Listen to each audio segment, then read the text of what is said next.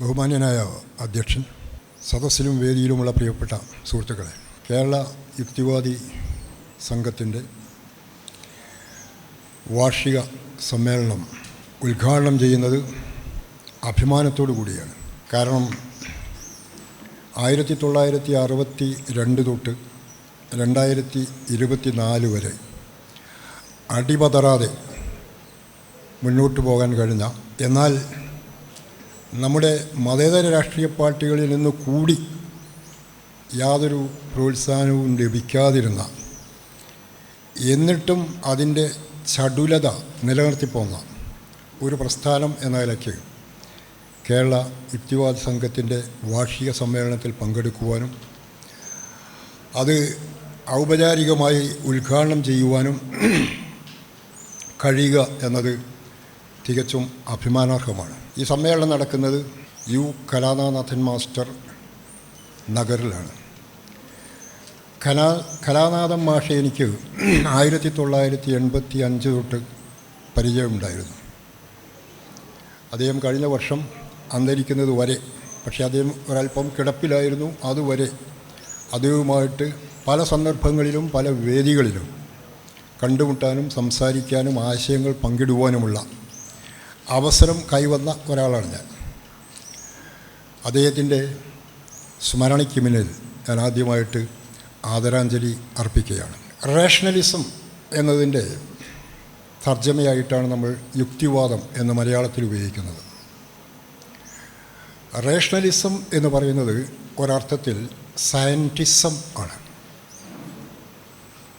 Scientism എന്ന് പറഞ്ഞാൽ ശാസ്ത്രവാദം. ഇപ്പോൾ യുക്തിവാദം എന്ന് പറയുന്നത് ശാസ്ത്രവാദമാണ്. ഇവിടെ ഈ യോഗത്തിൻ്റെ ആരംഭത്തിൽ നമ്മുടെ ഭരണഘടനയുടെ ആമുഖം വായിക്കുകയുണ്ടായി.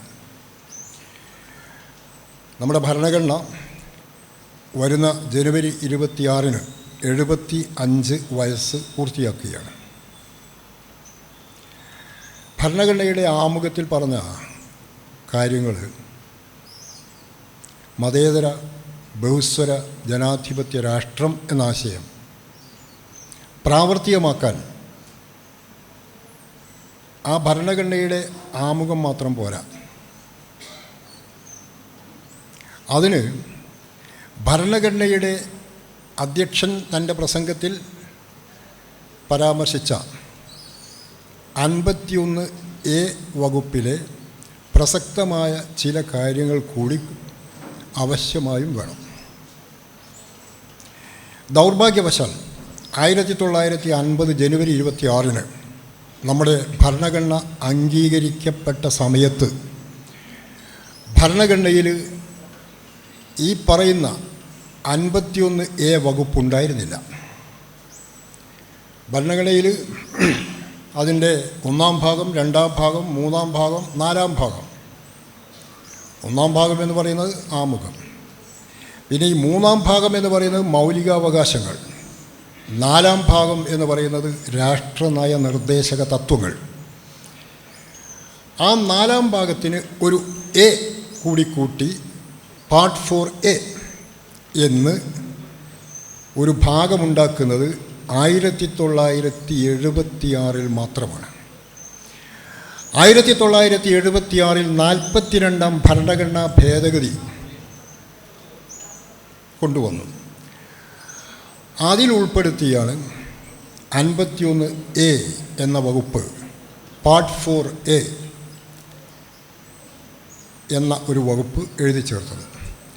ആ വകുപ്പിൽ 1976 10 കാര്യങ്ങളാണ് പറഞ്ഞിരുന്നത്. പിൽക്കാലത്ത് 2002-ലാണെന്ന് തോന്നുന്നു അതിൽ ഒരു കാര്യവും കൂടി കൂട്ടിച്ചേർത്തു.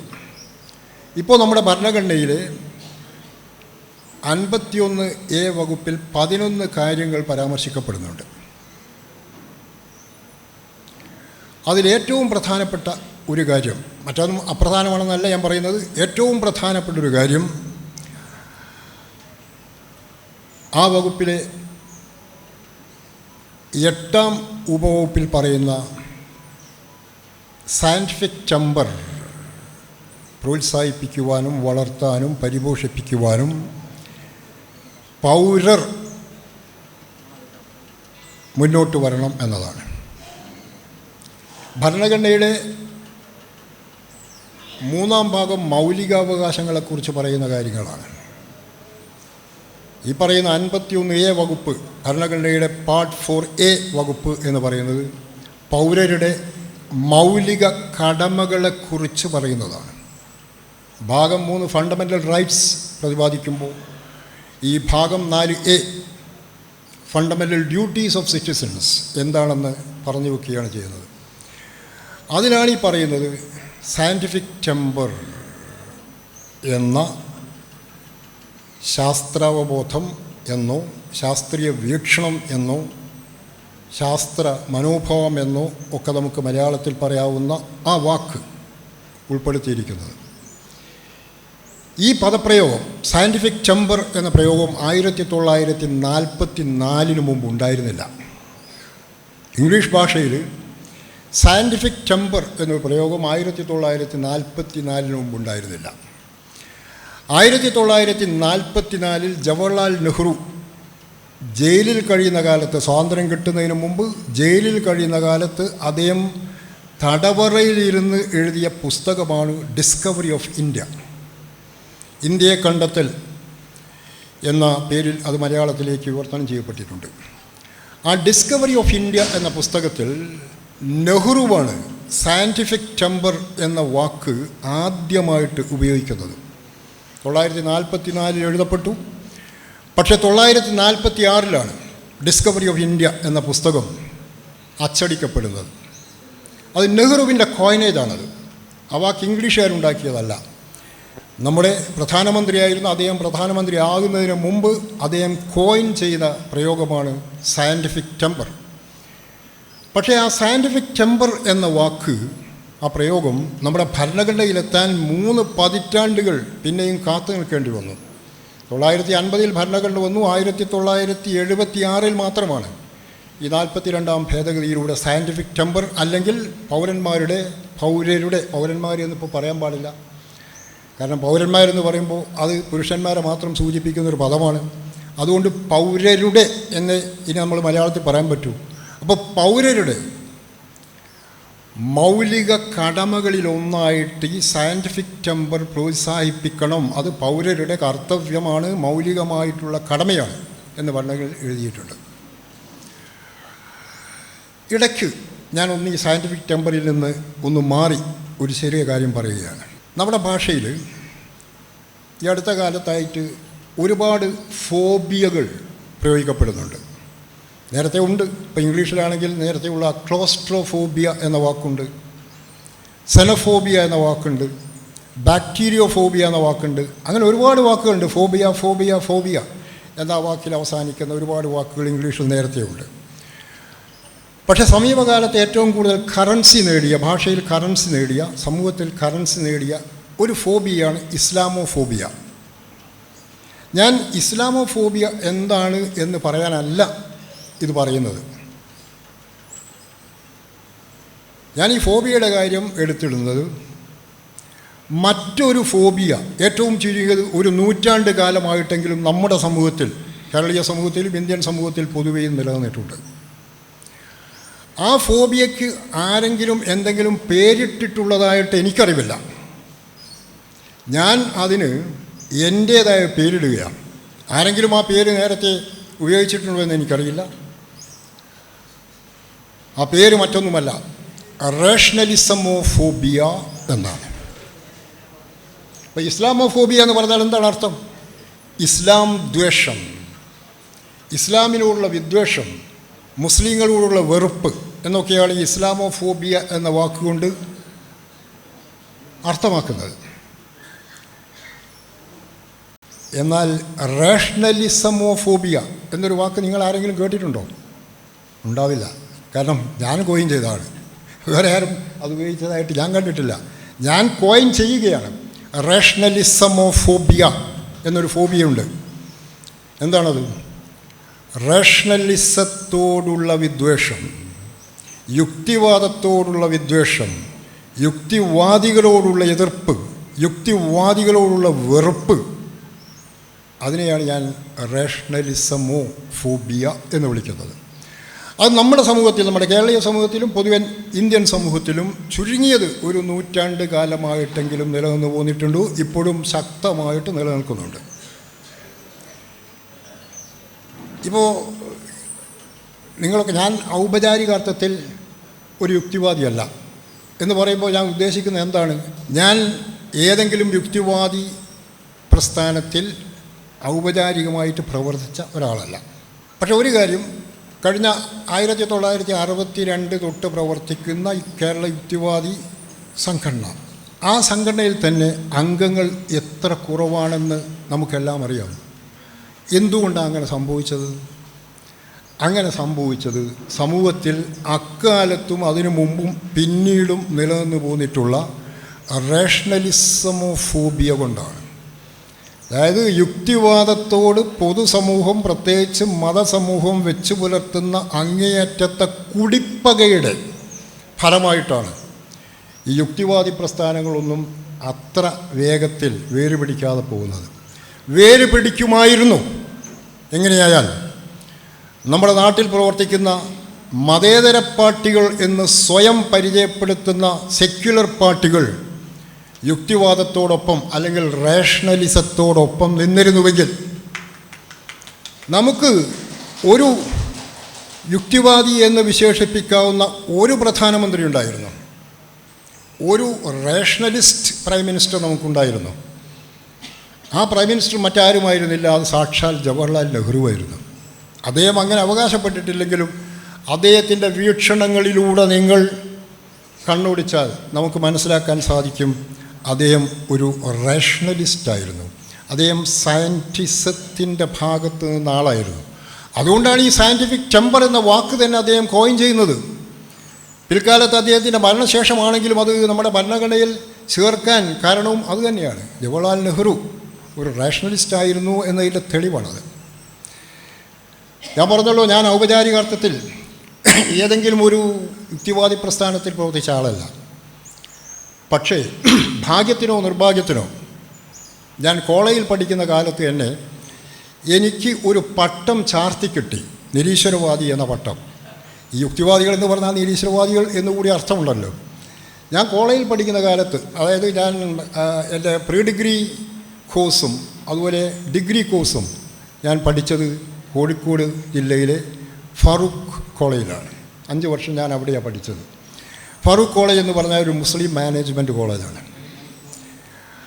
അതുകൊണ്ട് തന്നെ അവിടെ മുസ്ലിം സമുദായത്തിൽപ്പെട്ട വിദ്യാർത്ഥികൾക്ക് ആഴ്ചയിൽ 1 മണിക്കൂർ നിർബന്ധിത മതപഠന ക്ലാസ് ഉണ്ടായിരുന്നു. ആഴ്ചയിൽ 1 മണിക്കൂർ മാത്രമാണ് ഉണ്ടാവുക. അത് മതപഠനം, റിലീജിയസ് ഇൻസ്ട്രക്ഷൻ എന്നാണ് അവർ ഇംഗ്ലീഷ് പറയുക. അപ്പോൾ റിലീജിയസ് ഇൻസ്ട്രക്ഷൻ എന്ന് കേട്ടാൽ നമുക്ക് തോന്നും നമ്മൾ എല്ലാ മതങ്ങളെക്കുറിച്ചുമുള്ള ഇൻസ്ട്രക്ഷനാണ് അല്ലെങ്കിൽ പഠനമാണ് അവിടെ നടക്കുന്നത് എന്ന്. അങ്ങനെയല്ല. മാനേജ്മെൻറ്റുകാരുടെ മതമെന്തോ ആ മതമാണ്, മാനേജ്മെൻറ്റുകാരുടെ സമുദായമെന്തോ ആ സമുദായത്തിൽപ്പെട്ട വിദ്യാർത്ഥികളെ അവിടെ പഠിപ്പിക്കുന്നത്. അപ്പോൾ മുസ്ലിം സമുദായത്തിൽപ്പെട്ട ഒരു വിദ്യാർത്ഥി എന്ന നിലയ്ക്ക് ഞാനും ആ ക്ലാസ്സിൽ പോകേണ്ടി ഉണ്ടായിരുന്നു. ആ ക്ലാസ്സിൽ പോയി ആഴ്ചയിൽ 1 ദിവസം പോകും. 1 മണിക്കൂർ മാത്രമാണ് ക്ലാസ്. അപ്പോൾ അങ്ങനെ ക്ലാസ് എടുത്തുകൊണ്ടിരിക്കെ, ആ ക്ലാസ്സൊക്കെ എടുക്കുക എന്ന് പറഞ്ഞാൽ അക്കാലത്ത് പിന്നെ കോളേജിലെ അറബിക് ഡിപ്പാർട്ട്മെൻറ്റിലെ അധ്യാപകരാണ്. പിന്നെ ഞാൻ പഠിക്കുന്ന കാലത്ത് 1964-66 കാലഘട്ടത്തിലാണ് എൻ്റെ പ്രീ ഡിഗ്രി. അതായത് കേരളത്തിൽ ആദ്യമായിട്ട് പ്രീ ഡിഗ്രി വരുന്നത് 1964 ആ പ്രീ ഡിഗ്രി ആദ്യ ബാച്ചിൽപ്പെട്ടയാളാണ് ഞാൻ. അപ്പോൾ ഞാൻ ഫറൂഖ് കോളേജിൽ പഠിക്കുന്ന 1964-69 കാലഘട്ടത്തിലാണ്. 5 വർഷം ഞാൻ അവിടെ പഠിക്കുന്നത്. അങ്ങനെ റിലീജിയസ് ഇൻസ്ട്രക്ഷൻ ക്ലാസ്സിൽ പിന്നെ ഈ അറബി പഠിപ്പിക്കുന്ന അധ്യാപകർ ക്ലാസ് എടുക്കുന്നു. പക്ഷേ അവർ ക്ലാസ് എടുക്കുന്നത് എങ്ങനെയാണ്? ക്ലാസ് എടുക്കുന്നത് മലയാളത്തിലും അറബിയിലും ഒന്നുമല്ല. ക്ലാസ് എടുക്കുന്നത് ശുദ്ധമായ ഇംഗ്ലീഷിലാണ്. കാരണം ഇക്കാലത്തെ പോലെയല്ല, അക്കാലത്ത് കോളേജിലെ മീഡിയം ഓഫ് ഇൻസ്ട്രക്ഷൻ എന്ന് പറയുന്നത് ഇംഗ്ലീഷായിരുന്നു. അത് വെറുതെ പറയല്ല. ഈ മീഡിയം ഓഫ് ഇൻസ്ട്രക്ഷൻ എന്ന് പറഞ്ഞാൽ അവിടെ പഠിപ്പിക്കുന്ന ഏത് വിഷയവും അധ്യാപകൻ വിദ്യാർത്ഥികളെ പഠിപ്പിക്കേണ്ടത് ഇംഗ്ലീഷിലാണ്. ഇപ്പം മലയാളം പഠിപ്പിക്കുന്ന അധ്യാപകൻ മാത്രം മലയാളത്തിൽ പഠിപ്പിക്കും. ഹിന്ദിയായിരുന്നു എൻ്റെ 2ാം ഭാഷ. ഹിന്ദി പഠിപ്പിക്കുന്ന അധ്യാപകർ എങ്ങനെയാണ് അർത്ഥം പറഞ്ഞു തരുന്നത് ഒരു വാക്കിൻ്റെ?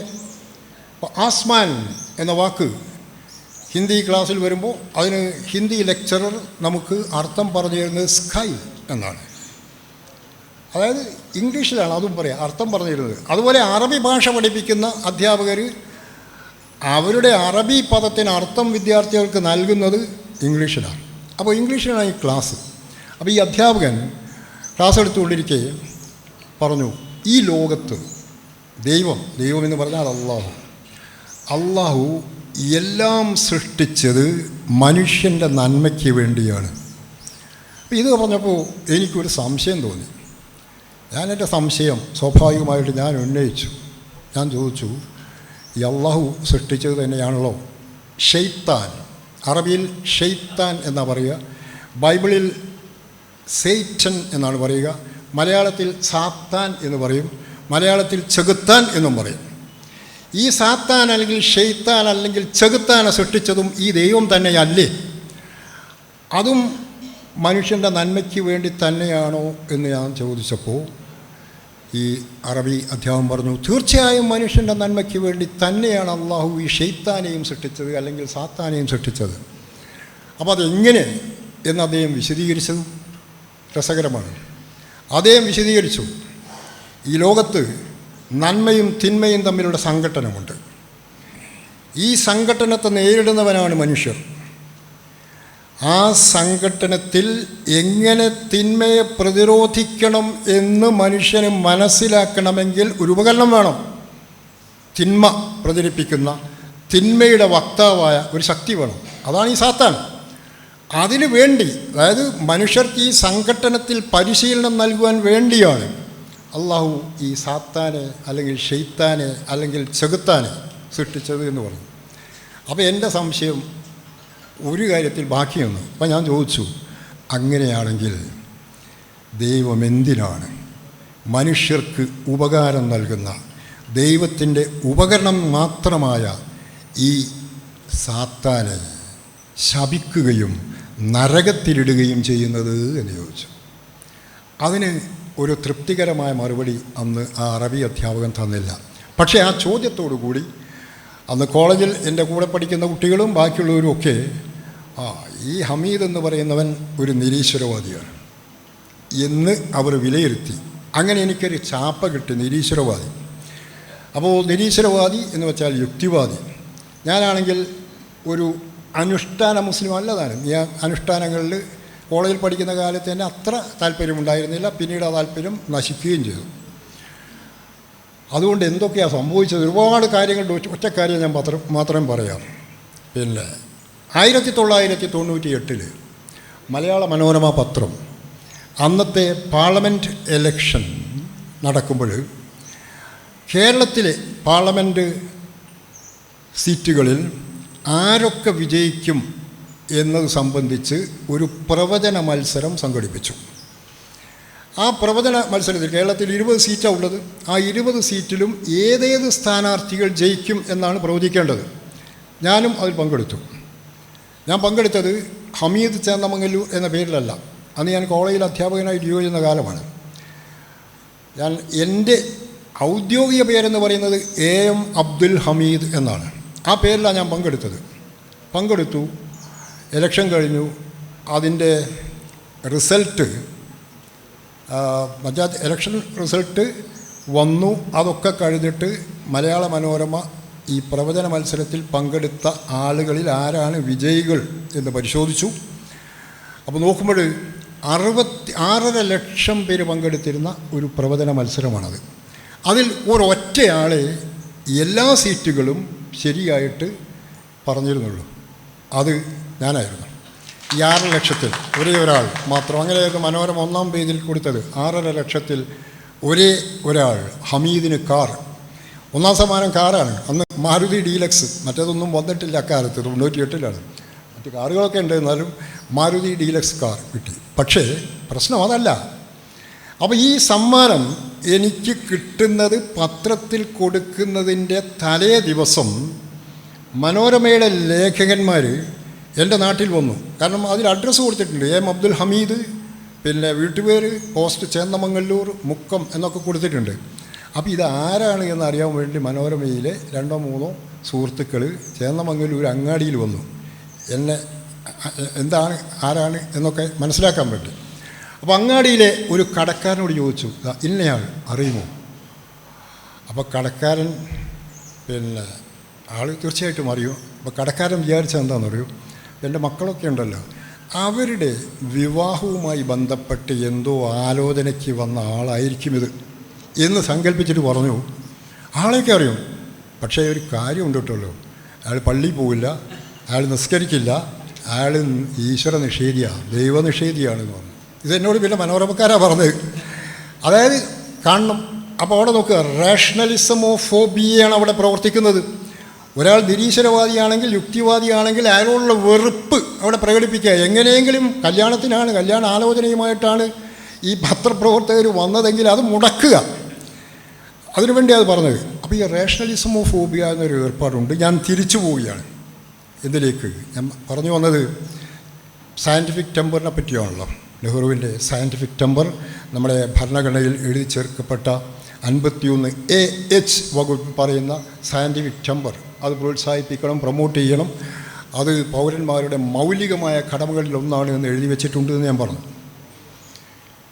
ഇത് പ്രൊമോട്ട് ചെയ്താൽ മാത്രമേ ഇവിടെ വായിച്ച ആമുഖത്തിൽ പറഞ്ഞ മതേതര ബഹുസ്വര ജനാധിപത്യ രാഷ്ട്രം എന്നത് നിർമ്മിക്കാനും അതുപോലെ അതിനെ ബലപ്പെടുത്തി മുന്നോട്ട് കൊണ്ടുപോകുവാനും നമുക്ക് കഴിയും. ഈ സയൻറ്റിഫിക് ടെമ്പർ ഇല്ലെങ്കിൽ, ശാസ്ത്രാവബോധമില്ലെങ്കിൽ, ശാസ്ത്രീയ വീക്ഷണമില്ലെങ്കിൽ നമുക്ക് മതനിരപേക്ഷതയും ബഹുസ്വരതയും ജനാധിപത്യവും ഒന്നും നിലനിർത്താൻ കഴിയില്ല. കാരണം മതനിരപേക്ഷത എന്ന് പറയുന്നത് മതങ്ങൾ മുന്നോട്ട് വെക്കുന്ന രാഷ്ട്രീയമായ കാഴ്ചപ്പാടുകൾക്ക് എതിര് നിൽക്കുന്ന ഒരാശയമാണ്. അപ്പോൾ ഇന്ത്യ ഒരു മതേതര ബഹുസ്വര ജനാധിപത്യ രാഷ്ട്രമായി നിലനിൽക്കണമെങ്കിൽ നിശ്ചയമായും ഓരോ പൗരനും ഈ സയൻറ്റിഫിക് ടെമ്പർ സ്വയം ആർജിക്കുകയും അത് പ്രചരിപ്പിക്കുകയും അത് പ്രോത്സാഹിപ്പിക്കുകയും ചെയ്യേണ്ടതുണ്ട്. അത് ഇവിടെ ഇപ്പോൾ സാധാരണ സയൻറ്റിഫിക് ടെമ്പർ എന്ന് കേൾക്കുമ്പോൾ നമ്മൾ വിചാരിക്കുന്നത് നമ്മൾ സയൻസ് പഠിക്കുന്നിടത്ത് മാത്രം മതി ഇത് എന്നാണ് പൊതുവെ എല്ലാവരും വിചാരിക്കുക. സയൻറ്റിഫിക് ടെമ്പർ സയൻസുമായിട്ട് ബന്ധപ്പെട്ട കാര്യമാണ്. അത് സയൻസുമായിട്ട് മാത്രം ബന്ധപ്പെട്ട കാര്യമല്ല, അത് സർവ്വവിജ്ഞാന മേഖലകളുമായിട്ട് ബന്ധപ്പെട്ട കാര്യമാണ്.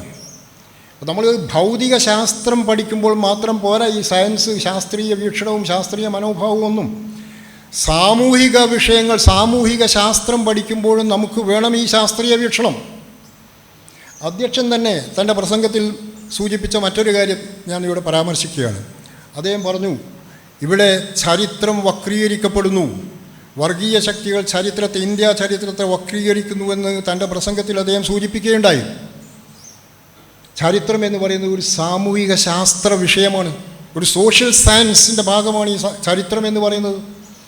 അദ്ദേഹം ശരിയായി സൂചിപ്പിച്ചതുപോലെ ഇന്ന് രാജ്യത്ത് ഏറ്റവും കൂടുതൽ ശക്തിപ്പെട്ടുകൊണ്ടിരിക്കുന്ന എല്ലാ വർഗീയ പ്രസ്ഥാനങ്ങളും, അത് ഏതെങ്കിലും ഒരു പ്രത്യേക മതവിഭാഗത്തിൽപ്പെട്ട വർഗീയ പ്രസ്ഥാനങ്ങളും മതമൗലിക പ്രസ്ഥാനങ്ങളും മത തീവ്രവാദ പ്രസ്ഥാനങ്ങളും മാത്രമല്ല, മതവ്യത്യാസമില്ലാതെ എല്ലാ വർഗീയ മതമൗലിക തീവ്രവാദ പ്രസ്ഥാനങ്ങളും ഇന്ത്യയുടെ ചരിത്രത്തെ വക്രീകരിക്കുകയും തങ്ങളുടെ ലക്ഷ്യങ്ങൾക്ക് അനുരോധമായിട്ട് അതിനെ പുനർവ്യാഖ്യാനിക്കുകയും ചെയ്യുന്ന ഏർപ്പാട് നിലവിലുണ്ട്.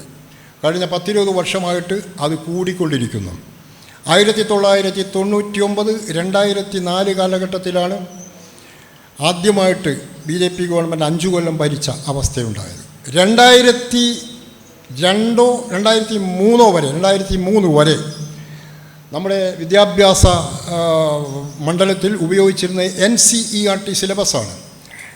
അതിൽ ചരിത്രം എന്ന വിഷയം പഠിപ്പിക്കുമ്പോൾ ആധാരമാക്കിയിരുന്നത് മിക്കവാറും അക്കാലത്ത് ജീവിച്ചിരുന്ന, ഇപ്പോഴും ജീവിച്ചുകൊണ്ടിരിക്കുന്ന പ്രോഗ്രസീവ് മൈൻഡായിട്ടുള്ള ചരിത്രകാരന്മാർ, അല്ലെങ്കിൽ ചരിത്രത്തെ ശാസ്ത്രീയമായിട്ട് സമീപിക്കുന്ന ചരിത്രകാരന്മാരെഴുതിയ പാഠപുസ്തകങ്ങളും മറ്റ് റെഫറൻസ് പുസ്തകങ്ങളുമാണ്. R.S. ശർമ്മ എഴുതിയ പുസ്തകങ്ങളുണ്ടായിരുന്നു, റൊമീള താപ്പർ എഴുതിയ പുസ്തകങ്ങളുണ്ടായിരുന്നു, ബിപിൻ ചന്ദ്ര എഴുതിയ പുസ്തകങ്ങളുണ്ടായിരുന്നു, ഹർബൻസ് മുഖ്യയുടെ പുസ്തകങ്ങളുണ്ടായിരുന്നു, ഇർഫാൻ ഹബീബിൻ്റെ പുസ്തകങ്ങളുണ്ടായിരുന്നു, പ്രൊഫസർ M. മുജീബിൻ്റെ പുസ്തകങ്ങളുണ്ടായിരുന്നു. ഇതൊക്കെയായിരുന്നു. പക്ഷേ കഴിഞ്ഞ 2 പതിറ്റാണ്ടുകളായിട്ട് ഇവയൊക്കെ നമ്മുടെ ഈ പാഠപുസ്തകങ്ങളിൽ നീക്കം ചെയ്യപ്പെട്ടിരിക്കുന്നു. മാത്രവുമല്ല, ചരിത്ര സംഭവങ്ങൾ മാത്രമല്ല വക്രീകരിക്കപ്പെടുന്നത്, ചരിത്ര വ്യക്തികളും വക്രീകരിക്കപ്പെടുന്നു. ഇന്ത്യയുടെ ചരിത്രത്തിൽ പ്രമുഖ പങ്കുവഹിച്ച പല പ്രമുഖ വ്യക്തികളും ഇന്ന് നമ്മുടെ ചരിത്രത്തിൽ നിന്ന് തുടച്ചു മാറ്റപ്പെടുകയാണ്. നെഹ്റു പോലും തുടച്ചു മാറ്റപ്പെടുന്നു. കാരണം നെഹ്റുവാണല്ലോ സയൻറ്റിഫിക് ടെമ്പറിൻ്റെ വക്താവ്. സയൻറ്റിഫിക് ടെമ്പർ അംഗീകരിക്കുന്ന ഒരു ഭരണക്രമമല്ല ഇന്ന് നാട്ടിലുള്ളത്. നെഹ്റു ആണ് ഏറ്റവും വലിയ ശത്രു. അതുകൊണ്ട് നെഹ്റുവിനെ തുടച്ചു മാറ്റുന്നു. അബുൽ കലാം ആസാദ് ഇന്ത്യയുടെ ആദ്യത്തെ സ്വതന്ത്ര ഇന്ത്യയുടെ ആദ്യത്തെ വിദ്യാഭ്യാസ മന്ത്രിയായിരുന്നു. ഈ അബുൽ കലാം ആസാദ് എന്ന് പറഞ്ഞാൽ മഹാത്മാഗാന്ധിയും നെഹ്റുവും അതുപോലുള്ള അക്കാലത്തെ ദേശീയ നേതാക്കന്മാരും മുന്നോട്ട് വച്ച ഇന്ത്യയുടെ കോമ്പസിറ്റ് നാഷണലിസം അല്ലെങ്കിൽ സങ്കരദേശീയത എന്ന ആശയത്തോട് ഒപ്പം ഉറച്ചു നിന്ന വ്യക്തിയാണ് അദ്ദേഹം. അതുപോലുള്ള ആൾക്കാരും തുടച്ചു മാറ്റപ്പെടുന്നു. നമ്മളൊക്കെ ഇന്ത്യാ ചരിത്രം പഠിക്കുമ്പോൾ 2 ചക്രവർത്തിമാരെക്കുറിച്ചാണ് ദ ഗ്രേറ്റ് എന്ന് പറയാറ്. നേരത്തെ ബ്രിട്ടീഷുകാരൊക്കെ എഴുതി വച്ച ചരിത്രമായിരിക്കാം. ആരായാലും അവരൊക്കെ എഴുതി വച്ച ചരിത്രത്തിൽ 2 മഹാന്മാരായ ചക്രവർത്തിമാരാണ് ഉള്ളത്. ദ ഗ്രേറ്റ് എന്ന വിശേഷണം അറിയിക്കുന്ന 2 ചക്രവർത്തിമാരാണ് ഉള്ളത്. ഒന്ന് അശോക ദ ഗ്രേറ്റ്, മൗര്യവംശത്തിലെ രാജാവായിരുന്ന Ashoka the great. 2 Akbar the great, Mughal വംശത്തിലെ മുഗൾ ചക്രവർത്തിമാരുടെ കൂട്ടത്തിലുണ്ടായിരുന്ന അക്ബർ ദ ഗ്രേറ്റ്. ഈ 2 പേരെക്കുറിച്ചാണ് ദ ഗ്രേറ്റ്, മഹാനായ അശോകൻ, മഹാനായ അക്ബർ അങ്ങനെ പറയുന്നത്. ആ അക്ബർ ദ ഗ്രേറ്റും ഇപ്പോൾ തമസ്കരിക്കപ്പെടുന്നു. അതൊന്നും പഠിക്കേണ്ടതില്ല. ഇനി പഠിക്കുകയാണെങ്കിൽ എങ്ങനെ പഠിക്കണം? ചരിത്രത്തെ എന്തൊക്കെ പറഞ്ഞാലും കഴിഞ്ഞ ഒരു 19 വർഷമായിട്ട് 1947 തൊട്ട് 2002 വരെയോ 3 വരെയോ 5 വരെയോ ഒക്കെ നമ്മൾ പഠിച്ചുകൊണ്ടിരുന്ന ചരിത്രത്തെ ശാസ്ത്രീയമായി വിശകലനം ചെയ്തുകൊണ്ടാണ്. ചരിത്രത്തെ ശാസ്ത്രീയമായി വിശകലനം ചെയ്യുക എന്ന് പറഞ്ഞാൽ അതിനർത്ഥം ചരിത്രത്തെ മതേതരമായി വിശകലനം ചെയ്യുക എന്നാണ്. ചരിത്രത്തിന് മതേതരമായ വ്യാഖ്യാനങ്ങൾ നൽകുക എന്നാണ്. ചരിത്രത്തിന് മതവ്യാഖ്യാനങ്ങൾ നൽകുമ്പോൾ എന്താ വന്നു ചേരുക? ഇന്ന് സ്കൂളിൽ പഠിക്കുന്ന കോളേജിൽ പഠിക്കുന്ന കുട്ടികളൊക്കെ മനസ്സിലാക്കുന്നത് എന്താണ്? ഔറംഗസീബും ശിവാജിയും തമ്മിൽ യുദ്ധം നടന്നു. ചരിത്ര വസ്തുതയാണ്. പക്ഷേ ആ ചരിത്ര വസ്തുതയെ നമുക്ക് വളച്ചൊടിക്കാം. എങ്ങനെയാണ് വളച്ചൊടിക്കുന്നത്? ഔറംഗസീബും ശിവജിയും 2 മതത്തിൽപ്പെട്ട ആൾക്കാരായിരുന്നു. ശിവജി ഹിന്ദു മതക്കാരനായിരുന്നു, ഔറംഗസീബ് ആകട്ടെ ഇസ്ലാം മതക്കാരനായിരുന്നു. ഇവർ യുദ്ധം ചെയ്തത് എന്തിൻ്റെ പേരിലാണ്? ഒരാൾ ഹിന്ദുവും മറ്റേയാൾ മുസ്ലിമുമായതുകൊണ്ടാണ് അവർ യുദ്ധം ചെയ്തത്. എന്ന് വെച്ചാൽ ഔറംഗസീബും ഈ ശിവജിയും തമ്മിലുള്ള യുദ്ധം ഒരു മതയുദ്ധമായിരുന്നു എന്നാണ് അപ്പോൾ വന്നു ചേരുന്നത്. വാസ്തവത്തിൽ സംഭവിച്ച എന്താണ്? മതത്തിൻ്റെ പേരിലാണ് അവർ യുദ്ധം ചെയ്തത്. ഔറംഗസീബ് യുദ്ധം ചെയ്യുന്നത് തൻ്റെ സാമ്രാജ്യം വികസിപ്പിക്കുക എന്ന ലക്ഷ്യത്തോടു കൂടിയാണ്. തികച്ചും അതുപോലെ ശിവാജി യുദ്ധം ചെയ്തതും തൻ്റെ സാമ്രാജ്യം വികസിപ്പിക്കുക എന്ന ലക്ഷ്യത്തോടു കൂടിയാണ്. മതപരമായ ലക്ഷ്യമായിരുന്നില്ല അവരെ നയിച്ചത്. നേരെ മറിച്ച് തികച്ചും രാഷ്ട്രീയപരമായ അല്ലെങ്കിൽ സാമ്രാജ്യ വികസനപരമായ ലക്ഷ്യമായിരുന്നു ഈ 2 കൂട്ടരെയും നയിച്ചത്. ആ ചരിത്ര വസ്തുത മാറ്റിമറിച്ചുകൊണ്ട് ഇവർ തമ്മിലുള്ള യുദ്ധം നടന്നത് ഇസ്ലാമും ഹിന്ദുമതവും തമ്മിലുള്ള യുദ്ധമാണ് എന്ന രൂപത്തിൽ ചിത്രീകരിക്കുന്ന അവസ്ഥ ഇന്ന് നിലവിലുണ്ട്. അത് അവിടെ മാത്രം ഒതുങ്ങുന്നില്ല. ചരിത്രം നമ്മുടെ പ്രത്യേകിച്ചും മധ്യകാല ചരിത്രം നമ്മൾ എടുക്കുമ്പോഴൊക്കെ അതൊക്കെ കാണാം. ഇപ്പോൾ യുദ്ധം എന്ന് പറയുന്നത് മതത്തിൻ്റെ അടിസ്ഥാനത്തിലാണെങ്കിൽ, നടന്നതൊക്കെ മതത്തിൻ്റെ അടിസ്ഥാനത്തിലാണെങ്കിൽ, മഹാനായ അശോക ചക്രവർത്തി കലിംഗ യുദ്ധം എന്ന പേരിലൊരു യുദ്ധം നടത്തിയിട്ടുണ്ട്. ക്രിസ്തുവിന് മുമ്പ് ജീവിച്ചയാളാണ് അശോക ചക്രവർത്തി. അദ്ദേഹം കലിംഗയിലെ ഹിന്ദുവായ രാജ അനന്തപത്മനാഭനുമായിട്ട് യുദ്ധം ചെയ്തു. അംഗം വെട്ടി 10,000 ആളുകൾ കൊല്ലപ്പെട്ടു. വൻ രക്തപ്പുഴയൊഴുകി. 2 കൂട്ടരും ഹിന്ദുക്കളായിരുന്നു. അശോകൻ അന്ന് ഹിന്ദുവാണ്. ഈ പറയുന്ന രാജ അനന്തപത്മനാഭൻ കലിംഗയിലെ രാജാവും ഹിന്ദുവാണ്. എങ്ങനെയാണ് 2 ഹിന്ദുക്കൾ അപ്പോൾ യുദ്ധം ചെയ്യുന്നത്? അവിടെ ലക്ഷ്യം അത് ഈ മതയുദ്ധമല്ല, മതത്തിന് വേണ്ടിയുള്ള യുദ്ധമല്ല. കലിംഗയിലെ രാജാവിന് അദ്ദേഹത്തിൻ്റെ രാജ്യാതിർത്തി സംരക്ഷിക്കണം, അശോകന് അദ്ദേഹത്തിൻ്റെ രാജ്യാതിർത്തി വികസിപ്പിക്കണം. ആ യുദ്ധത്തിന് ശേഷമാണ് ഈ പറയുന്ന ചോരപ്പുഴ കണ്ടാണ് അശോകൻ പിന്നീട് ബുദ്ധമതം സ്വീകരിക്കുന്നത്, അഹിംസയുടെ മതം എന്ന പേരിൽ ബുദ്ധമതം സ്വീകരിക്കുന്നത് അശോകൻ ആ യുദ്ധത്തിന് ശേഷമാണ്. അതുകൊണ്ടാണ് അന്നത്തെ ഇംഗ്ലീഷ് ചരിത്രകാരന്മാർ അശോകനെ അശോക ദ ഗ്രേറ്റ് എന്ന് വിളിച്ചത്. അതായത് ജയിച്ച യുദ്ധം, അശോകനാണ് ജയിക്കുന്നത്. ഒരു യുദ്ധം ജയിച്ചിട്ട് താൻ ഇനി യുദ്ധം ചെയ്യുകയില്ല എന്ന് പ്രഖ്യാപിക്കുകയും താൻ അതുവരെ വിശ്വസിച്ചിരുന്ന മതം ഉപേക്ഷിക്കുകയും അഹിംസയെ പ്രോത്സാഹിപ്പിക്കുന്ന ബുദ്ധമതം സ്വീകരിക്കുകയും ചെയ്തു അശോകൻ. അതുകൊണ്ടാണ് he is called Ashoka the great. ഇതവിടെ മാത്രമല്ല, നമ്മൾ ഈ മധ്യകാല ചരിത്രത്തിലേക്ക് വളച്ചൊടിക്കപ്പെടുന്ന ചരിത്രം അത് ഏറ്റവും പ്രധാനമാണ്. കാരണം സയൻറ്റിഫിക് ടെമ്പർ ഇല്ലെങ്കിൽ, ശാസ്ത്രീയ വീക്ഷണത്തോടുകൂടിയും ശാസ്ത്രാവബോധത്തോടുകൂടിയുമല്ല നമ്മൾ ചരിത്രത്തെ സമീപിക്കുന്നതെങ്കിൽ നമ്മളൊക്കെ സ്വയം അറിയാതെ വർഗീയവാദികളായിത്തീരും. അങ്ങനെ എത്രയോ കുട്ടികൾ വർഗീയവാദികളായി തീരുന്നു എന്നത് ദുഃഖകരമെന്തെങ്കിലും ഒരു വസ്തുതയാണ്. AD 711 മുഹമ്മദ് ബിൻ ഖാസിം ബാഗ്ദാദിൽ നിന്ന് വന്ന് സിന്ധ് ആക്രമിക്കുന്നത്. സിന്ധ് അന്ന് ഇന്ത്യയുടെ ഭാഗം, 947 വരെ ഇന്ത്യയുടെ ഭാഗം സിന്ധ്. സിന്ധിൽ അന്ന് ഭരണം നടത്തിയിരുന്നത് ദാഹിർ എന്നു പേരുള്ള ഹിന്ദു രാജാവ്. ഈ മുഹമ്മദ് ബിൻ ഖാസിമിനെ സിന്ധ് ആക്രമിക്കാൻ ഇങ്ങോട്ട് അയച്ചത് അക്കാലത്ത് ബാഗ്ദാദിലെ ഖലീഫയായിരുന്ന വ്യക്തി. ബാഗ്ദാദിലെ ഖലീഫ മുസ്ലിമാണ്. ബാഗ്ദാദിലെ മുസ്ലിമായ ഖലീഫ എന്തിനാണ് സിന്ധിലെ ദാഹിർ എന്ന ഹിന്ദു രാജാവിനെതിരെ അംഗം വെട്ടാൻ വേണ്ടി മുഹമ്മദ് ബിൻ ഖാസിമിനെ അയച്ചത് എന്ന് പരിശോധിക്കാതെ നമ്മുടെ കുട്ടികൾ എന്താ മനസ്സിലാക്കുന്നത്? മുസ്ലിമായ മുഹമ്മദ് ബിൻ ഖാസിം വന്നു, ഇവിടെ ഇന്ത്യയിൽ സിന്ധിൽ വന്നിട്ട് ദാഹിർ രാജാവിനെ ആക്രമിച്ചു എന്നാ വരിക. എന്തായിരുന്നു ആ യുദ്ധത്തിൻ്റെ കാരണം? ആ കാരണത്തിൻ്റെ അടിത്തട്ടിലേക്ക് നമ്മൾ പോയി നോക്കണം.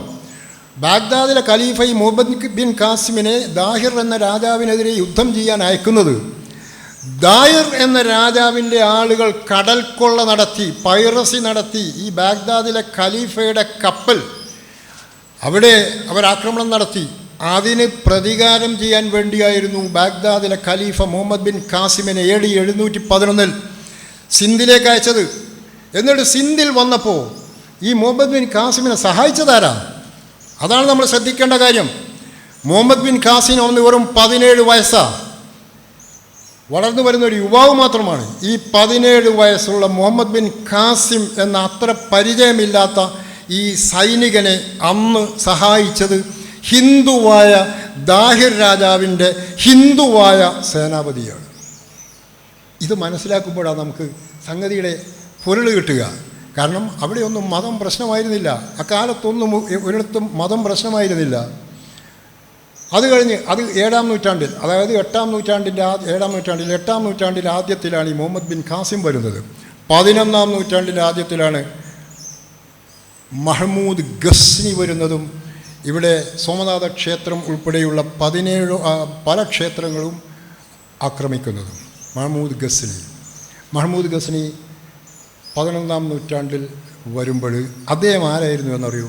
മഹ്മൂദ് ഗസ്നി ശൈവ ഹിന്ദുവായിരുന്നു. ഇവിടെ വരുമ്പോഴല്ല, ശൈവ ഹിന്ദു മതത്തിൽ നിന്ന് ഇസ്ലാമിലേക്ക് പരിവർത്തനം ചെയ്തയാളായിരുന്നു ഈ പറയുന്ന മഹ്മൂദ് ഗസ്നി. മഹ്മൂദ് ഗസ്നി ഇവിടെ വന്നു, ആക്രമിച്ചു. അദ്ദേഹം ഇവിടെ ചെറിയ രൂപത്തിലുള്ള ഭരണം നടത്തി. അദ്ദേഹത്തിൻ്റെ നാട്ടിലൊക്കെ അദ്ദേഹം നാണയങ്ങൾ അച്ചടിച്ചപ്പോൾ അദ്ദേഹത്തിൻ്റെ നാണയങ്ങളിൽ ആലേഖനം ചെയ്ത ചിത്രം ശിവൻ്റെയും പാർവതിയുടെയും ഒക്കെ ചിത്രങ്ങളായിരുന്നു. കാരണം സംസ്കൃത ഭാഷാ സ്നേഹിയായിരുന്നു ഈ പറയുന്ന മഹ്മൂദ് ഗസ്നി. ശൈവ ഹിന്ദു മതത്തിൽപ്പെട്ടയാളായിരുന്നതുകൊണ്ട് സംസ്കൃതം പഠിച്ചിരുന്നു. അതുകൊണ്ട് അദ്ദേഹം മുസ്ലിം ആയതിനു ശേഷവും അദ്ദേഹത്തിൻ്റെ നാണയങ്ങളിൽ അദ്ദേഹം ഉല്ലേഖനം ചെയ്തത് അള്ളാഹുവിൻ്റെയോ അല്ലെങ്കിൽ അതുപോലെ ആ പേരുകളൊന്നുമല്ല, നേരെ മറിച്ച് ശിവൻ്റെ ചിത്രം, പാർവതിയുടെ ചിത്രം, ഇതൊക്കെയാണ് ഉല്ലേഖനം ചെയ്തിരുന്നത്. ആ മനുഷ്യൻ തീർച്ചയായിട്ടും ഇവിടെ വന്നു, സോമനാഥ ക്ഷേത്രം ആക്രമിച്ചു എന്നതൊക്കെ ശരിയാണ്. കൊള്ളയടിച്ചു, ക്ഷേത്രങ്ങൾ കൊള്ളയടിച്ചു എന്നത് വസ്തുതയാണ്. അത് മാത്രം നമ്മൾ ശ്രദ്ധിക്കുമ്പോൾ നമുക്ക് എന്താ തോന്നുക? കണ്ടോ, ഒരു മുസ്ലിം, മഹ്മൂദ് ഗസ്നി എന്ന മുസ്ലിം ഇവിടെ വന്നു, ഇവിടെ ക്ഷേത്രങ്ങൾ കൊള്ളയടിച്ചു, സോമനാഥ ക്ഷേത്രം തകർത്തു. അത് മാത്രം വായിച്ചാൽ പോരാ, അതിനപ്പുറവും വായിക്കണം. ഈ ക്ഷേത്രങ്ങൾ തകർത്തവരുടെ കൂട്ടത്തിൽ ഹിന്ദു രാജാക്കന്മാർ ധാരാളമുണ്ട്. പതിനൊന്നാം നൂറ്റാണ്ടിലാണല്ലോ ഈ പറയുന്ന മഹ്മൂദ് ഗസ്നി വരുന്നത്. 12-ാം നൂറ്റാണ്ടിൽ കാശ്മീർ ഭരിച്ചിരുന്ന ഹർഷൻ എന്ന ഹിന്ദു രാജാവ് സംഘടിതമായി ക്ഷേത്രകൊള്ളകൾ നടത്തിയിരുന്നു. അദ്ദേഹത്തിന് ക്ഷേത്രകൊള്ളകൾ നടത്തുവാൻ വേണ്ടി ഒരു മന്ത്രി പോലും ഉണ്ടായിരുന്നു. ആ മന്ത്രിയുടെ ഔദ്യോഗിക നാമമായിരുന്നു ക്ഷേത്രോത്പദന നായകൻ. എന്തിനാണ് ഹർഷൻ, ഹിന്ദുവായ ഹർഷൻ, ഹിന്ദു ക്ഷേത്രങ്ങൾ കൊള്ളയടിച്ചത്? തൻ്റെ ഖജനാവ് സമ്പന്നമാക്കാൻ. ക്ഷേത്രങ്ങൾ സമ്പത്തിൻ്റെ കലവറകളായിരുന്നു. ആ സമ്പത്ത്, ആ പണം അത് പിടിച്ചെടുത്ത് തൻ്റെ ഖജനാവ് സമ്പന്നമാക്കുക എന്ന തികച്ചും സാമ്പത്തികമായ ലക്ഷ്യം മുൻനിർത്തിയായിരുന്നു ഹർഷൻ ഈ ഹിന്ദു ക്ഷേത്രങ്ങൾ കൊള്ളയടിച്ചത്. തികച്ചും അതുപോലെ മഹ്മൂദ് ഗസ്നിയും ഹിന്ദു ക്ഷേത്രങ്ങൾ കൊള്ളയടിച്ചത് മതപരമായ ലക്ഷ്യം മുൻനിർത്തിയല്ല, നേരെ മറിച്ച് സാമ്പത്തികമായ ലക്ഷ്യം മുൻനിർത്തിയായിരുന്നു. അങ്ങനെ നമുക്ക് ചരിത്രത്തെ വായിക്കാൻ കഴിയും. അതാണ് വസ്തുത. അതാണ് ചരിത്രത്തിൽ നമ്മൾ സയൻറ്റിഫിക് ടെമ്പർ കൊണ്ടുവരണമെന്ന് പറയുമ്പോൾ നമ്മൾ ചരിത്രത്തെ മതപരമായിട്ടോ അല്ലെങ്കിൽ വർഗീയമായിട്ടോ വ്യാഖ്യാനിക്കുന്നതിന് പകരം അതിനെ മതേതരമായിട്ട് നമ്മൾ വ്യാഖ്യാനിക്കണം. അപ്പോഴാണ് നമുക്കിത് കണ്ടെത്താൻ കഴിയുന്നത്. പിന്നെ ഈ മുസ്ലിം വർഗം എന്നൊക്കെ പറയുന്ന പിന്നെ കുറേ വംശങ്ങൾ ഇവിടെ ഭരണം നടത്തിയിരുന്നു. ഏതാണ്ട് 6, 7, 8 നൂറ്റാണ്ടോളം വടക്കേ ഇന്ത്യയിൽ പ്രത്യേകിച്ചും മുസ്ലിം രാജാക്കന്മാരും മുസ്ലിം ചക്രവർത്തിമാരും മുസ്ലിം സുൽത്താന്മാരും ഒക്കെ ഭരണം നടത്തിയിട്ടുണ്ട്. അങ്ങനെ ഭരണം നടത്തുമ്പോൾ പൊതുവെ പലരും വിചാരിക്കുന്നത് പോലെ ഈ മുസ്ലിം ചക്രവർത്തിമാരെന്ന് പറയുന്നവരൊക്കെ ഹിന്ദുക്കളെ ശത്രുക്കളായിട്ട് കണ്ടിരുന്നു എന്നത് നമ്മളൊന്ന് നോക്കണം. മാത്രവുമല്ല, ഈ മുസ്ലിം രാജാക്കന്മാർ പരസ്പരം യുദ്ധം ചെയ്തിട്ടില്ലേ എന്ന് നോക്കണം. മുസ്ലിം രാജാക്കന്മാർ അവർ ഇസ്ലാമിന് വേണ്ടിയാണ് ഇവിടെ പ്രവർത്തിക്കുന്നതെങ്കിൽ അവർ പരസ്പരം യുദ്ധം ചെയ്യേണ്ട കാര്യമില്ലല്ലോ. അവർ പരസ്പരം യുദ്ധം ചെയ്തിട്ടില്ലേ? 1-2 ഉദാഹരണങ്ങൾ ഞാൻ പറയാം. ഇപ്പോൾ ഡൽഹി സുൽത്താൻമാർ എന്നറിയപ്പെടുന്ന സുൽത്താൻ വംശങ്ങളുണ്ട്. 5 വംശങ്ങളുണ്ട്. AD 1206 തൊട്ട് 1526 മുഗൾ സാമ്രാജ്യം ബാബർ സ്ഥാപിക്കുന്നത് വരെ ഡൽഹി കേന്ദ്രമായിട്ട് ഉത്തരേന്ത്യയുടെ മിക്ക ഭാഗങ്ങളും ഭരിച്ചുകൊണ്ടിരുന്നത് ഈ ഡൽഹി സുൽത്താൻമാരാണ്. ഏതാണ്ട് 320 വർഷം ഡൽഹി സുൽത്താൻമാരെന്നറിയപ്പെട്ട ഈ മുസ്ലിം രാജാക്കന്മാരാണ് ഉത്തരേന്ത്യയുടെ മിക്ക ഭാഗങ്ങളും ഭരിച്ചുകൊണ്ടിരുന്നത്. അതിൽ 5 വംശങ്ങളുണ്ട്. അതിൽ ആദ്യത്തെ വംശത്തിൻ്റെ പേര് മംലൂക്ക് വംശം എന്നാണ്. മുസ്ലിങ്ങളാണ്.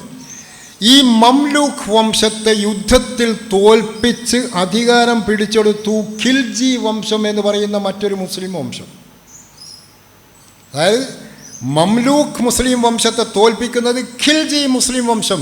അവിടെ നമ്മൾ മതപരമായിട്ടുള്ള യാതൊരു ഐക്യബോധവും കാണുന്നില്ല. അധികാരമാണ് പ്രശ്നം. ഖിൽജി മുസ്ലിം വംശത്തെ തോൽപ്പിക്കുന്നത് തുഗ്ലക് മുസ്ലിം വംശം. അവിടെയും നമ്മൾ മതം കാണുന്നില്ല. 2 കൂട്ടർക്കും വേണ്ടിയിരുന്നത് അധികാരമാണ്. അപ്പോൾ ഖിൽജി വംശത്തെ തുഗ്ലക് വംശം തോൽപ്പിക്കുന്നു. തുഗ്ലക് വംശത്തെ പിന്നീട് വന്ന മറ്റൊരു മുസ്ലിം വംശമായിട്ടുള്ള സയ്യിദ് വംശം യുദ്ധത്തിൽ തോൽപ്പിക്കുന്നു, അധികാരം പിടിച്ചെടുക്കുന്നു. സയ്യിദ് വംശത്തെ ലോഡി വംശം എന്ന മുസ്ലിം സുൽത്താൻ വംശം തോൽപ്പിക്കുന്നു. അങ്ങനെ ലോഡി സുൽത്താൻമാരുടെ ഭരണം വരുന്നു ഡൽഹിയിൽ. ആ ലോഡി വംശത്തിലെ അവസാനത്തെ ചക്രവർത്തിയായ അവസാനത്തെ സുൽത്താനായ ബാബർ എന്ന മുസ്ലിം ആക്രമണകാരി ഇന്ത്യയിൽ വരുന്നത്. 1ാമത്തെ പാനിപ്പത്ത് യുദ്ധം 1526 നടന്നു. ആര് തമ്മിൽ? ബാബർ എന്ന ഏതെങ്കിലും ഹിന്ദു രാജാവുമായിട്ട് യുദ്ധം ചെയ്യുകയല്ല ഉണ്ടായത്. ബാബർ എന്ന മുസ്ലിം വന്നിട്ട് ഇബ്രാഹിം ലോഡി എന്ന മുസ്ലിം സുൽത്താനുമായി യുദ്ധം ചെയ്തു. മുസ്ലിം സുൽത്താനായിരുന്ന ഇബ്രാഹിം ലോഡി 1526 പാനിപ്പത്ത് യുദ്ധത്തിൽ തോൽപ്പിച്ചു. അങ്ങനെയാണ് മുസ്ലിമായ ബാബർ ഇവിടെ മുഗൾ സാമ്രാജ്യത്തിന് അസ്ഥിവാരമിട്ടത്. നോക്കുക നിങ്ങൾ, ഇത് നമ്മൾ മനസ്സിലാക്കിയിട്ടില്ലേ? എന്താ തോന്നുക? ഇത് മനസ്സിലാക്കി ചരിത്രത്തെ നമ്മൾ ഇങ്ങനെ മനസ്സിലാക്കിയിട്ടില്ലെങ്കിൽ തോന്നും ഈ മുസ്ലിം രാജാക്കന്മാരൊക്കെ ഇവിടെ വന്ന് ചരിത്രത്തെ നമ്മൾ ഇങ്ങനെ മനസ്സിലാക്കിയിട്ടില്ലെങ്കിൽ തോന്നും ഈ മുസ്ലിം രാജാക്കന്മാരൊക്കെ ഇവിടെ വന്നിട്ട് അവരങ്ങനെ സുഖമായിട്ട് ജീവിക്കുകയായിരുന്നു. അവർ തമ്മിൽ യാതൊരു റിഫ്റ്റും ഉണ്ടായിരുന്നില്ല, സംഘർഷമുണ്ടായിരുന്നില്ല, യുദ്ധമുണ്ടായിരുന്നില്ല എന്നൊക്കെയല്ലേ നമുക്ക് തോന്നുക. അങ്ങനെ 1526 ബാബർ സ്ഥാപിച്ച മുഗൾ സാമ്രാജ്യം ഏതാണ്ട് 3 നൂറ്റാണ്ടിലധികം നിലനിന്നു. പക്ഷേ ഇടയ്ക്ക് 5 വർഷം ഇന്ത്യയിൽ മുഗൾ ഭരണം ഇല്ലാതായി എന്ന് എത്ര പേർക്കറിയാം? 1526 ബാബർ സ്ഥാപിച്ചു, മുഗൾ വംശം സ്ഥാപിച്ചു. അദ്ദേഹത്തിൻ്റെ മരണശേഷം അദ്ദേഹത്തിൻ്റെ പുത്രൻ ഹുമയൂൺ ചക്രവർത്തിയായി. ഹുമയൂൺ എന്ന മുഗൾ ചക്രവർത്തി മുഗൾ സാമ്രാജ്യത്തിൻ്റെ അധിപനായിരിക്കുമ്പോഴാണ് മുസ്ലിം തന്നെയായ ഷേർഷാ സൂരി എന്ന മനുഷ്യൻ, ഒരു സൈനിക ജനറൽ, മുഗൾ പട്ടാളത്തെ തോൽപ്പിക്കുകയും മുഗൾ സാമ്രാജ്യം ഇല്ലാതാവുകയും പിന്നീട് ഡൽഹിയിൽ ഷേർഷാ സൂരിയുടെ ഭരണം നടപ്പാവുകയും ചെയ്തത്. ഷേർഷാ സൂരിയുടെ ഭരണം നടപ്പാവുകയും ചെയ്ത് 5 കൊല്ലം 1935 തൊട്ട് 1940 തൊട്ട് 45 വരെയാണെന്നാണ് എൻ്റെ ഓർമ്മ. 1940 തൊട്ട് 45 വരെ മുഗൾ ഭരണമില്ല. ഉണ്ടായിരുന്നത് സൂരി വംശത്തിൽപ്പെട്ട ഷേർഷാ സൂരിയുടെ ഭരണമാണ്. പിന്നെ അദ്ദേഹം മരിച്ചപ്പോഴാണ് വീണ്ടും ഹുമയൂൺ ചക്രവർത്തിയാകുന്നത്. അതുമാത്രമല്ല കഥ. പിന്നെ ഇപ്പോൾ ഈ മുസ്ലിം വർഗീയവാദികളൊക്കെ പ്രചരിപ്പിക്കാറുണ്ടല്ലോ, ഈ മുസ്ലിങ്ങളുടെ ഐക്യത്തെക്കുറിച്ചൊക്കെ പറയാറുണ്ട്. മുസ്ലിം രാജാക്കന്മാർ ഇസ്ലാമിന് വേണ്ടി പോരാടിയവരാണെന്നൊക്കെ പറയാറുണ്ട്. പച്ചക്കള്ളമാണ്. ചരിത്രവുമായിട്ട് അതിന് ഒരു പൊരുത്തവുമില്ല. നമ്മുടെ ഷാജഹാൻ ചക്രവർത്തി, മുഗൾ ഭരണകൂടത്തിലെ ഷാജഹാൻ ചക്രവർത്തി, ഷാജഹാൻ എല്ലാവരും ഓർക്കും. കാരണം താജ്മഹൽ അദ്ദേഹം സ്വന്തം ഭാര്യ മുംതാസ് മഹലിൻ്റെ സ്മരണയ്ക്ക് വേണ്ടി പണിത കെട്ടിടമാണ് താജ്മഹൽ. അതുകൊണ്ട് തന്നെ ഷാജഹാൻ എല്ലാവരും ഓർമ്മിക്കുന്ന ഒരു ചക്രവർത്തിയാണ്. പക്ഷേ ഷാജഹാൻ അധികാരത്തിലേറിയത് എങ്ങനെയാണെന്നറിയോ? ഷാജഹാൻ അധികാരത്തിലേറിയത് 2 സഹോദരന്മാരെ കൊലപ്പെടുത്തിയിട്ടാണ്. ഖുസ്രു എന്ന സഹോദരനെയും ഷഹരിയാർ എന്ന സഹോദരനെയും കൊലപ്പെടുത്തി. എന്തിനു വേണ്ടി? സിംഹാസനം കിട്ടാൻ വേണ്ടി, ചെങ്കോൽ കിട്ടാൻ വേണ്ടി. സ്വന്തം സഹോദരന്മാർ കൊലപ്പെടുത്തിയിട്ടാണ് ഷാജഹാൻ ചക്രവർത്തിയാകുന്നത്. അത് ഏതെങ്കിലും മതം പറയുന്നതാണോ? ഇസ്ലാം മതമോ ഹിന്ദു മതമോ അല്ലെങ്കിൽ വേറെ ഏതെങ്കിലും മതം പറയുന്നുണ്ടോ? നിങ്ങളുടെ സഹോദരന്മാരെ കൊലപ്പെടുത്തിയിട്ടാണെങ്കിലും അധികാരം പിടിച്ചെടുക്കണമെന്ന്? അങ്ങനെയാണ് അദ്ദേഹം ചക്രവർത്തിയാകുന്നത്. അദ്ദേഹത്തിൻ്റെ മക്കൾ ദാരാ ഷിക്കോ, മുറാദ്, ഷൂജ, ഔറംഗസീബ്, പിന്നെ പെൺമക്കളൊക്കെയുണ്ട്. ഔറംഗസീബ് അല്ല അദ്ദേഹത്തിൻ്റെ മൂത്ത മകൻ. അദ്ദേഹത്തിൻ്റെ മൂത്ത മകൻ ദാരാ ഷിക്കോയായിരുന്നു. ഷാജഹാന് ശേഷം ഭരണത്തിൽ എത്തേണ്ടത്, ചക്രവർത്തിയാകേണ്ടത് ദാരാ ഷിക്കോ ആയിരുന്നു.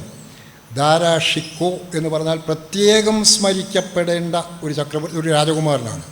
ദാരാ ഷിക്കോ ഇന്ത്യൻ ഫിലോസഫി, ഭാരതീയ ദർശനം പഠിച്ചു, വേദാന്തം പഠിച്ചു. അദ്ദേഹം ഇസ്ലാം മാത്രമല്ല പഠിച്ചത്, മാത്രവുമല്ല ഉപനിഷത്തുകൾ പേർഷ്യൻ ഭാഷയിലേക്ക് വിവർത്തനം ചെയ്തതും ഈ ദാരാ ഷിക്കോയാണ്. അത്രയധികം പാണ്ഡിത്യമുണ്ടായിരുന്ന ദാരാ ഷിക്കോയെ ഷാജഹാൻ്റെ 4ാമത്തെ മകനായ ഔറംഗസീബ് കൊല ചെയ്തു. അയാളെ മാത്രമല്ല മുറാദ്, ഷൂജ എന്നീ 2 സഹോദരന്മാരെയും കൊല ചെയ്തു. അതിന് ശേഷമാണ് ഒരിക്കലും മുഗൾ ചക്രവർത്തിയാകാനുള്ള യോഗ്യതയില്ലാതിരുന്ന, അതായത് കീഴ്വഴക്കമനുസരിച്ച് യോഗ്യതയില്ലാതിരുന്ന ഔറംഗസീബ് മുഗൾ ചക്രവർത്തിയായിത്തീരുന്നത്. എവിടെയാണ് ഇപ്പോൾ ചില മുസ്ലിം മതമൗലികവാദികളോ വർഗീയ പ്രസ്ഥാനങ്ങളൊക്കെ പറയുന്നത് പോലെ ഇസ്ലാമിൻ്റെ ഐക്യമൊന്നുമില്ല. അവിടെ അവർക്ക് വേണ്ടിയിരുന്ന അധികാരമാണ്. അതിന് സഹോദര ഹത്യ നടത്താം, പിതൃഹത്യ നടത്താം, പിതാവിനെ കാരാഗൃഹത്തിലിടാം. സ്വന്തം പിതാവ് ഷാജഹാനെ ആഗ്രയിലെ കോട്ടയിൽ തടവറയിലിട്ടിട്ടാണ് ഔറംഗസീബ് രാജാവെന്ന് ചക്രവർത്തിയാകുന്നത്. അതാണ് ഇതിൻ്റെയൊക്കെ കഥ. അപ്പോൾ ചരിത്രത്തെ പല രൂപത്തിൽ വർഗീകരിക്കുന്നു. എന്നിട്ട് ഇവിടെ 2 മതങ്ങൾ തമ്മിലുള്ള സംഘട്ടനം നിലനിന്നു പോന്നു. മുസ്ലിം രാജാക്കന്മാരും മുസ്ലിം ആക്രമണകാരികളാലും ഹിന്ദുക്കൾ പീഡിപ്പിക്കപ്പെട്ടു. അതുകൊണ്ട് പ്രതികാരം ചെയ്യുക എന്നത് ഹിന്ദുക്കളുടെ കർത്തവ്യമാണ് എന്ന ബോധമുണ്ടാക്കുക. അപ്പോൾ ഈ വസ്തുതകളൊക്കെ മാറ്റി വെച്ചുകൊണ്ടാണ് ഇങ്ങനെയൊക്കെയുള്ള ചരിത്രത്തിൻ്റെ വർഗീയവൽക്കരണം ഇരു കൂട്ടരും നടത്തുന്നത്. ചരിത്രത്തിൽ മാത്രമല്ല, സമയം അതിക്രമിച്ചിരിക്കുന്നു, ഞാൻ നീട്ടുന്നില്ല. ചരിത്രത്തിൽ മാത്രമല്ല, സംസ്കാരത്തിൻ്റെ വിഷയത്തിലും ദേശീയതയുടെ വിഷയത്തിലുമൊക്കെ നമുക്ക് ഈ സയൻറ്റിഫിക് ടെമ്പർ എന്ന ആ സാധനം പ്രധാനമാണ്. കാരണം സയൻറ്റിഫിക് ടെമ്പർ, നമ്മൾ ശാസ്ത്രാവബോധം ഇല്ലെങ്കിൽ, ശാസ്ത്രീയ വീക്ഷണത്തോടെ നമ്മൾ സമീപിക്കുന്നില്ലെങ്കിൽ ദേശീയത, ഇന്ത്യൻ ദേശീയത എന്ന് പറഞ്ഞാൽ എന്താണ്? പെട്ടെന്ന് പലരും പറഞ്ഞു പോവും ഇന്ത്യൻ ദേശീയത എന്ന് പറഞ്ഞാൽ ഹിന്ദു ദേശീയതയാണ് എന്ന്. പക്ഷേ നമുക്ക് ഒരല്പം മതേതര ബോധവും ശാസ്ത്രബോധവും ഉണ്ടെങ്കിൽ നമുക്ക് മനസ്സിലാക്കാൻ കഴിയും, ഇന്ത്യയിൽ ഏതെങ്കിലും ഒരു പ്രത്യേക മതത്തിൻ്റെ ദേശീയതയല്ല ഉള്ളത്. ഇവിടെ ഹിന്ദു ദേശീയതയും മുസ്ലിം ദേശീയതയും സിഖ് ദേശീയതയും മറ്റു പല ദേശീയതകളും കൂടിക്കലർന്ന ഒരു സമ്മിശ്ര ദേശീയതയാണുള്ളത്. അതിനെയാണ് മഹാത്മാഗാന്ധിയും ജവഹർലാൽ നെഹ്റുവും സുഭാഷ് ചന്ദ്രബോസും ഉൾപ്പെടെയുള്ള പഴയകാല ദേശീയ നേതാക്കന്മാർ കോമ്പസിറ്റ് നാഷണലിസം എന്ന് വിളിച്ചത്. ഈ സങ്കര ദേശീയത ഇതെല്ലാം ചേർന്നൊന്നാണ്. അതല്ലാതെ നമ്മുടെ നാട്ടിലെ ഹൈന്ദവ വലതുപക്ഷം പറയുന്ന പോലെ ഇന്ത്യൻ ദേശീയത സമം ഹിന്ദു ദേശീയത, ഭാരതീയ ദേശീയത സമം ഹിന്ദു ദേശീയത എന്നത് ചരിത്ര വിരുദ്ധമാണ്. സംസ്കാരത്തിൻ്റെ കാര്യത്തിലും ഇതാണ് ശരി. ഇന്ത്യൻ സംസ്കാരങ്ങളിൽ ഭാരതീയ സംസ്കാരം എന്താണ് എന്ന് ചോദിച്ചാൽ ഹൈന്ദവ വലതുപക്ഷം ആ ഭാഗത്ത് നിൽക്കുന്ന ആൾക്കാർ യാതൊരു സങ്കോചവുമില്ലാതെ പറയും ഭാരതീയ സംസ്കാരം സമം ഹൈന്ദവ സംസ്കാരം. അതാണോ യാഥാർത്ഥ്യം? ഭാരതീയ സംസ്കാരം അല്ലെങ്കിൽ ഇന്ത്യൻ സംസ്കാരം എന്ന് പറയുന്നത് ഏതെങ്കിലും ഒരു പ്രത്യേക മതവിഭാഗത്തിൻ്റെ മാത്രം സംസ്കാരമല്ല. അത് ഹിന്ദു സംസ്കാരവും ഇസ്ലാമിക സംസ്കാരവും സിഖ് സംസ്കാരവും പാർസി സംസ്കാരവും ക്രൈസ്തവ സംസ്കാരവും ബൗദ്ധ സംസ്കാരവും ജൈന സംസ്കാരവും അങ്ങനെ ഒട്ടേറെ സംസ്കാരങ്ങൾ കൂടിച്ചേർന്നുള്ള ഒരു സങ്കലനത്തിൻ്റെ ഒരു മിശ്രിതത്തിൻ്റെ പേരാണ് ഇന്ത്യൻ സംസ്കാരം എന്നത്. അതിനെ അങ്ങനെ മനസ്സിലാക്കാതെ തികച്ചും വർഗീയമായി മനസ്സിലാക്കുമ്പോൾ പ്രശ്നം രൂക്ഷമാവും. സംഗതികൾ വളരെ കലുഷിതമായ അന്തരീക്ഷത്തിലേക്ക് സംഗതികളൊക്കെ മാറുന്ന അവസ്ഥ വരും. അതുകൊണ്ട് ഞാൻ അവസാനിപ്പിക്കുകയാണ്. നമ്മുടെ ഭരണഘടനയുടെ പൗരരുടെ മൗലിക കടമകൾ പ്രതിപാദിക്കുന്ന ഭാഗം 4A പറയുന്ന ഒരു കാര്യം കൂടിയുണ്ട്. അത് നമ്മൾ പ്രത്യേകം ശ്രദ്ധിക്കണം. ആ കാര്യം ഇതാണ്: പൗരരുടെ മൗലിക കർത്തവ്യമായിട്ട് ആ പട്ടികയിൽ ചേർക്കപ്പെട്ടിരിക്കുന്നു, പൗരർ should promote common brotherhood among people എന്ന്. ഏതാണ്ട് ആ ആശയമാണ്. പൗരരുടെ കടമയാണ്, മൗലികമായ കർത്തവ്യമാണ് ഇന്ത്യയിൽ ജീവിക്കുന്ന എല്ലാ ജനങ്ങളും ഒരേ സാഹോദര്യത്തിൻ്റെ ഉടമകളാണ്, അല്ലെങ്കിൽ കോമൺ ബ്രദർഹുഡാണ് അവർക്കുള്ളത്. ഹിന്ദുക്കളായാലും മുസ്ലിങ്ങളായാലും സിഖുകാരായാലും ക്രിസ്ത്യാനികളായാലും എല്ലാവരുടെയും കോമൺ ബ്രദർഹുഡ് എന്ന ആശയം വളർത്തിയെടുക്കണം നമ്മൾ എന്നതിൽ പറയുന്നുണ്ട്. ആ ആശയം സാംസ്കാരിക ദേശീയത എന്ന ആശയത്തിനും അതുപോലെ ഇസ്ലാമിക് സാംസ്കാരികത എന്ന ആശയത്തിനും രണ്ട് വർഗീയ പക്ഷവും ഉന്നയിക്കുന്ന ആ സാംസ്കാരിക ദേശീയത അല്ലെങ്കിൽ ഇസ്ലാമിക സാംസ്കാരികത എന്ന ആശയങ്ങൾക്ക് ഘടകവിരുദ്ധമാണ്. ഇന്ത്യയിൽ ജീവിക്കുന്ന ഹിന്ദുക്കളും മുസ്ലിങ്ങളും ക്രിസ്ത്യാനികളും സിഖുകാരും ജൈനരും ബൗദ്ധരുമെല്ലാം യഥാർത്ഥത്തിൽ കൾച്ചറൽ ബ്രദേഴ്സാണ്, സാംസ്കാരിക സഹോദരന്മാരാണ്. ഇന്ത്യയിൽ 140 കോടിയോ അല്ലെങ്കിൽ 130 കോടിയോ ജനങ്ങളുണ്ടെങ്കിൽ അവരിൽ 80% ഹിന്ദുക്കളാവാം, 16% മുസ്ലിങ്ങളാവാം, ബാക്കിയുള്ള മതക്കാരാവാം. പക്ഷേ ഈ പറയുന്ന 130 135 കോടി ജനങ്ങളെല്ലാം സാംസ്കാരിക സഹോദരന്മാരും സാംസ്കാരിക സഹോദരികളുമാണ് എന്ന ആശയം നാം ഊട്ടിയുറപ്പിക്കണം. അതാണ് ഭരണഘടനയുടെ ഞാൻ ഈ പറയുന്ന വകുപ്പിൽ പറയുന്നത്, ഈ മൗലിക കർത്തവ്യങ്ങളുടെ വകുപ്പിൽ പറയുന്ന common brotherhood. We are all cultural brothers, we are all cultural sisters. അങ്ങനെ ഒരു ആശയം ഊട്ടിയുറപ്പിച്ചുകൊണ്ട് മാത്രമേ നമ്മുടെ ഭരണഘടനയുടെ ആമുഖത്തിൽ പറയുന്ന മതനിരപേക്ഷത, ബഹുസ്വരത, ജനാധിപത്യം തുടങ്ങിയ ആശയങ്ങൾ പ്രാവർത്തികമാക്കാൻ നമുക്ക് സാധിക്കൂ എന്ന് മാത്രം സൂചിപ്പിച്ചുകൊണ്ട് ഈ സമ്മേളനം ഉദ്ഘാടനം ചെയ്യാൻ എന്നെ ക്ഷണിച്ച കേരള യുക്തിവാദി സംഘത്തിൻ്റെ ഭാരവാഹികളോടും എല്ലാ സുഹൃത്തുക്കളോടും കൃതജ്ഞത പ്രകാശിപ്പിച്ചുകൊണ്ട് എൻ്റെ വാക്കുകൾ അവസാനിക്കും.